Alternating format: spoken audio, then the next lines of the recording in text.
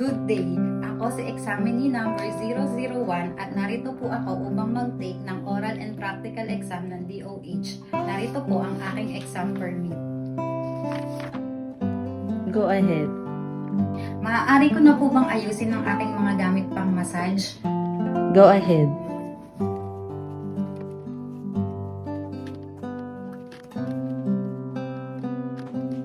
Maaari ko na po bang papasokin ang aking client? Go ahead. Welcome po ma'am sa aming spa. Have a seat po. Magandang araw. Ako po si Candy Rivera at ako po ang inyong massage therapist sa araw na ito. Maaari ko po bang itanong ko ano po ang dahilan ng pagtungo niyo po sa aming spa? Problema ko sa lower back. Pwedeng maayos mo with your massage knowledge. Bago po tayo mag-proceed sa massage treatment, kailangan po muna natin ng physical check kung meron po kayong fracture or dislocation sa inyong liko. Base sa physical exam, wala naman pong fracture or dislocation. Pero kailangan po natin magsagawa ng vital signs taking para po malaman kung kayo po ay fit para i-massage.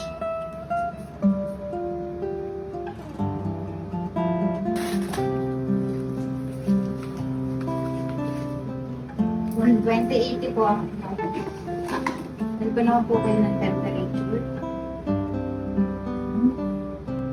Yung temperature ay 36.5. Bukanan ko po kami ng pulse. 60 beats per minute.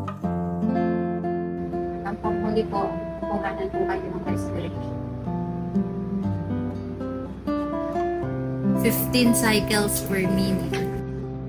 Ma'am, base po sa inyong vital signs, kayo po ay fit for massage. Maaari na po ba kaming mag-proceed sa massage proper? Go ahead. Maaari na po kayong dumapa.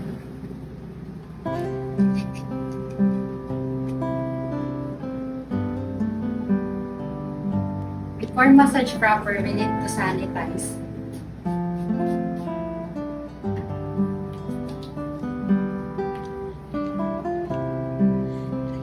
And remove jewelries.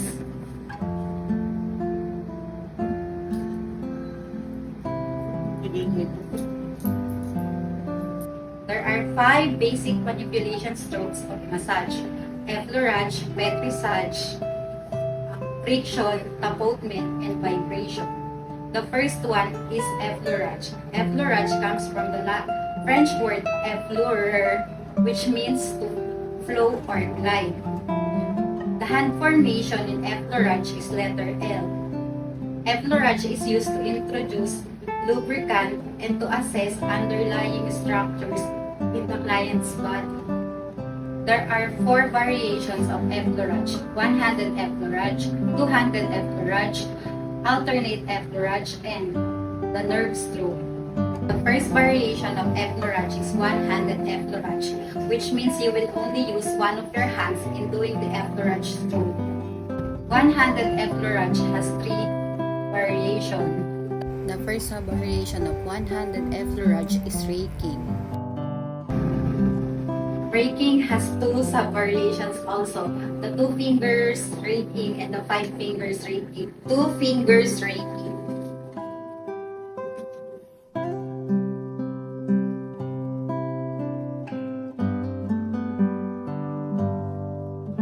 The next variation, 5 finger raking.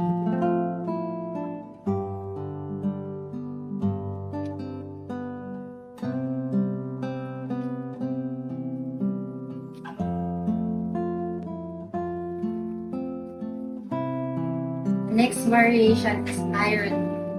In ironing, you can use the palm of your hand, your forearms, or your fist and knuckles. Ironing using your forearms.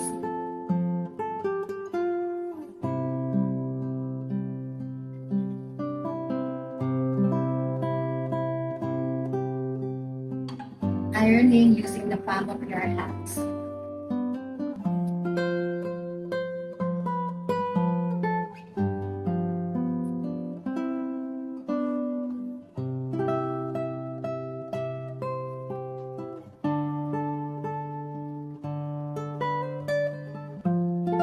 iron in using your face.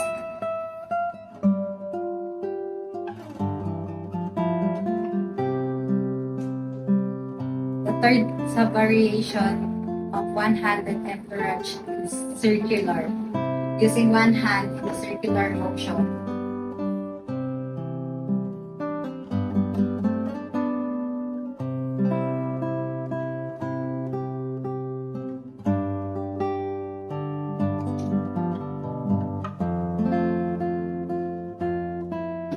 Two-handed effleurage, wherein you can use both of your hands in doing the stroke.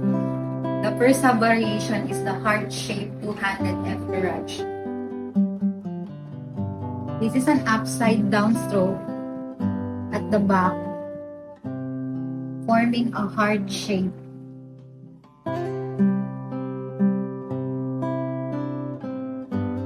This stroke is also used for transitioning. Next sub-variation of two-handed effleurage is the circular. In circular two-handed effleurage, there are also two variations. Using both of your hands, one on the top of the other, in a circular motion.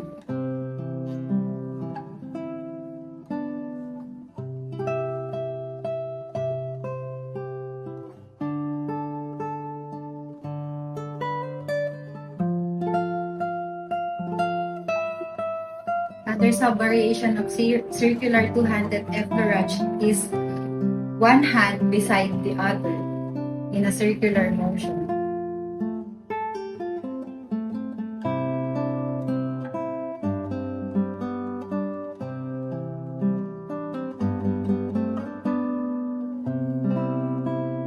Third variation of effleurage is the alternate hands.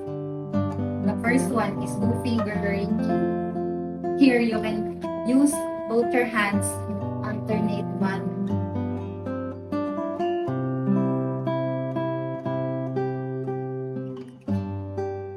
The next variation of alternate is the circular. This is also known as the half moon circular.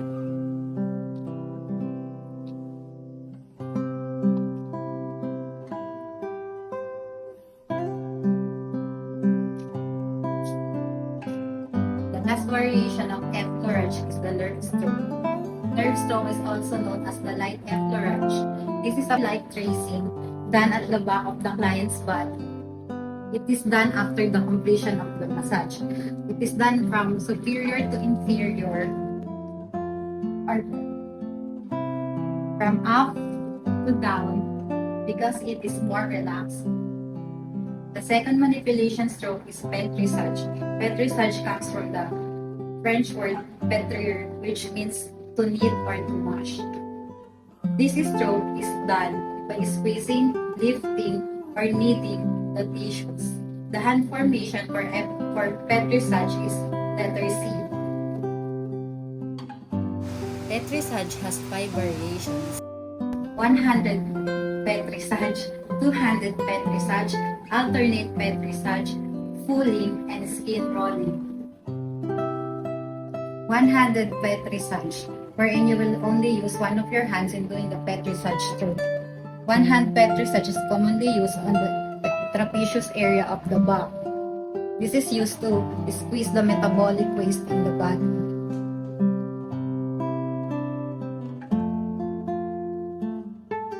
Two-handed pétrissage. Wherein you will use both your hands in doing the stroke. There are 2 sub-variations of two-handed pétrissage. The first one is praying hands. Here, your fingers are interlaced in a praying position while doing the stroke. This is done in the arms.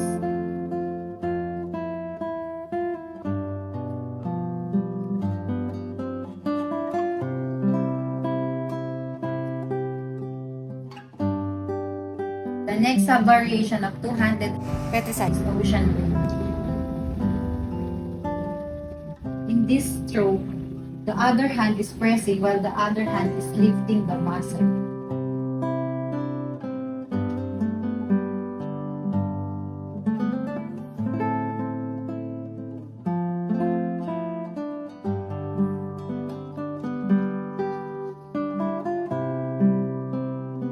third variation of Petrissage is the alternate hand Petrissage.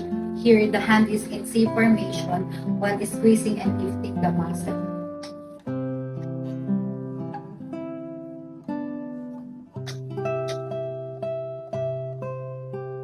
The fourth variation of Petrissage is folding. This is done by using the thenar muscles of your palm and spreading the muscles laterally. This is also used to broaden the muscles.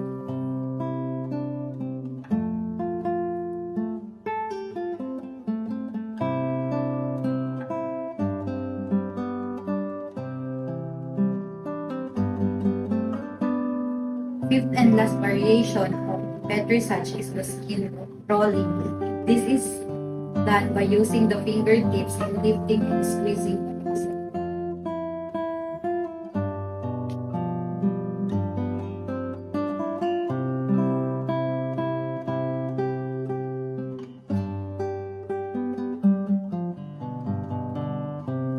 The third manipulation stroke is friction. Friction comes from the Latin word frictio, which means to rub. Friction has 6 variations: the superficial warming, cross-fiber friction, circular friction, rolling friction, ringing friction, and the chucking friction. The first variation of friction is superficial warming.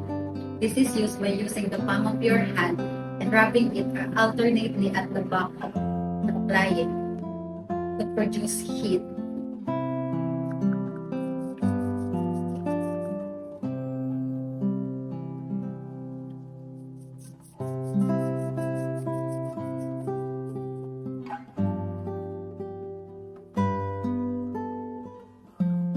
Superficial warming has one sub-variation, which is soaping. This is done by using your thumb, your fingertips, or your forearms.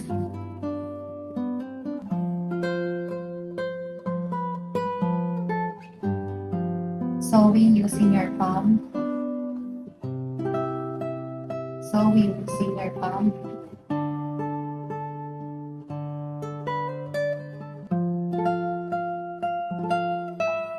And sewing using your forearms.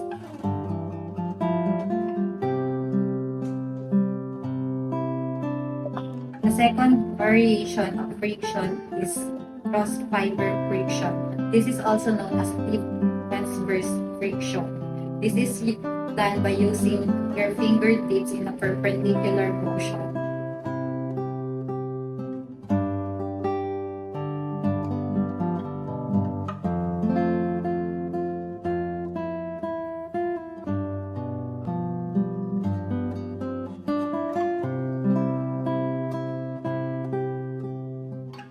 Third variation of friction is circular friction. This is done by using your fingertips in a circular motion.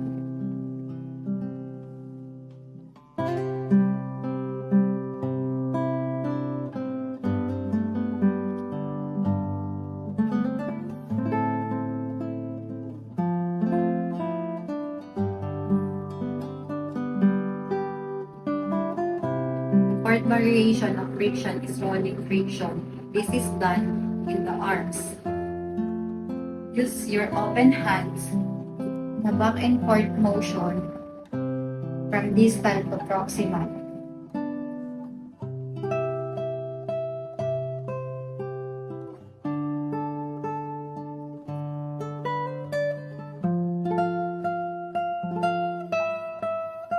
The fifth variation of friction is the ringing friction. This is also done in the arms. Hold the limbs firmly and grasp it in a back and forth motion from proximal to distal.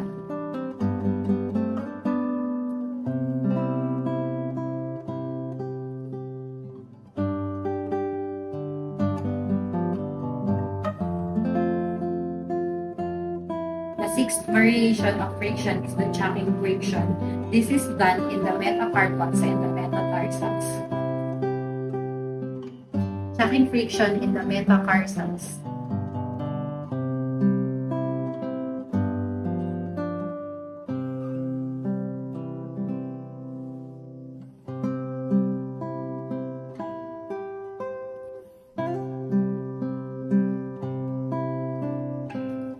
lacking friction in the metatarsals.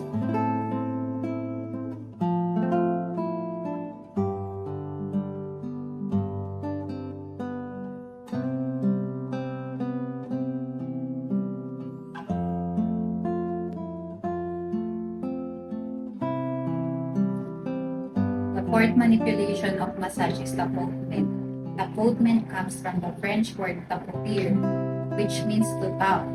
Others call tapotement percussion. There are 7 variations of tapotement: tapping, cupping, pounding, pincement, hacking, clapping, and diffuse. Tapping is the use of fingertips to produce different pressure. There are 3 sub-variations of tapping. The first one is punctuation. Punctuation is the hard tapping at the sole of the feet. Second variation is pulsing. This is alternate deep and light pressure using your fingertips.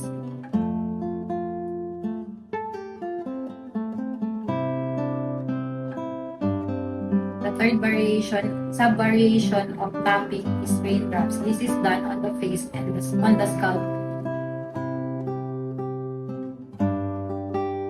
The second variation of tapotement is cupping. This is done by curving your hands as if you are holding water and tapping it to the client's mouth. This is done to loosen phlegm of the chest cavity. The third variation of tapotement is pounding. This is done by using the fist of your hands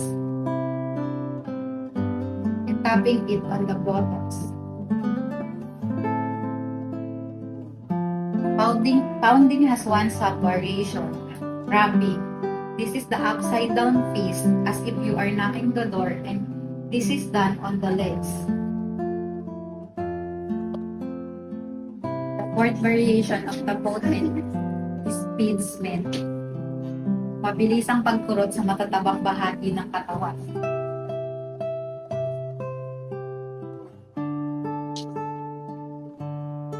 It has 1 sub-variation, clapping.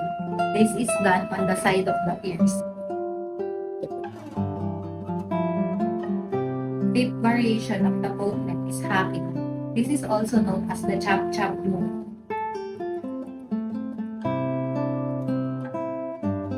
Hacking has 1 sub-variation, quacking. Use 2 of your hands to produce a quacking sound as it strikes the body.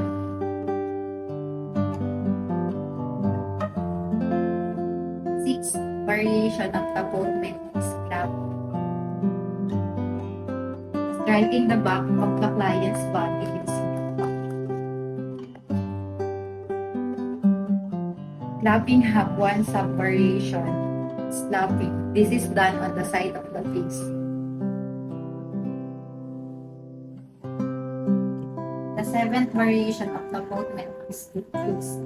Diffuse is done in the abdomen, starting from the lower right abdomen, upper right abdomen, upper left abdomen, and lower left abdomen.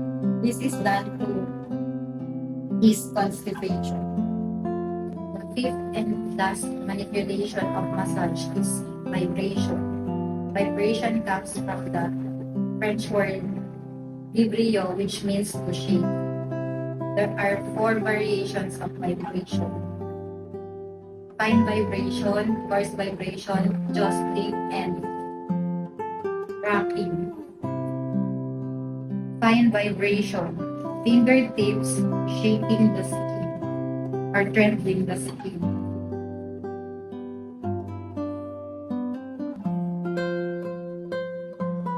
Coarse vibration is done on the upper extremities. This is done by grasping the limbs and shaking it.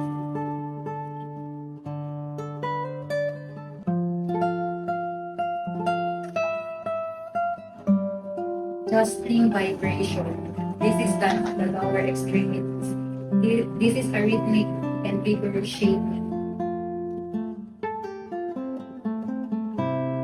The last one is rocking, or the push and catch motion. Push, catch, push, catch, push, catch. Now the massage proper is done. Proceed to post-massage. Tapos na po ang massage treatment niyo. Kailangan niyo pong mag-sideline position ng ilang minuto bago po bumangon upang maiwasan ang pagtagib. I-assist ko po kayo sa sideline position.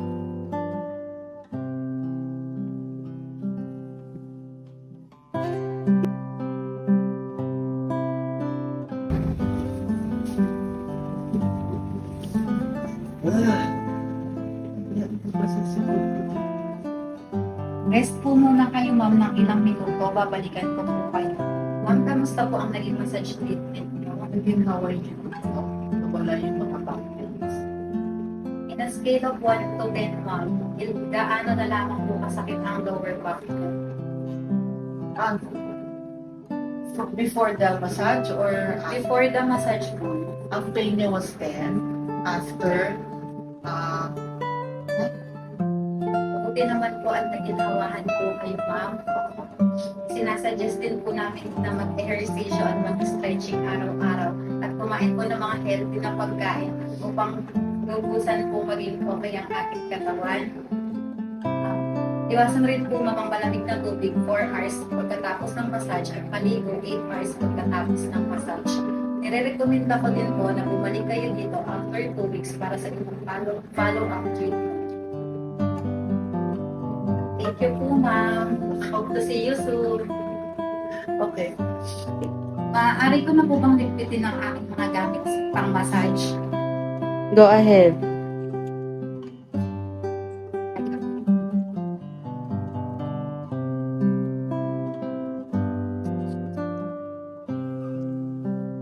Hello! Ako po si Candy Rivera, ang inyong massage therapist.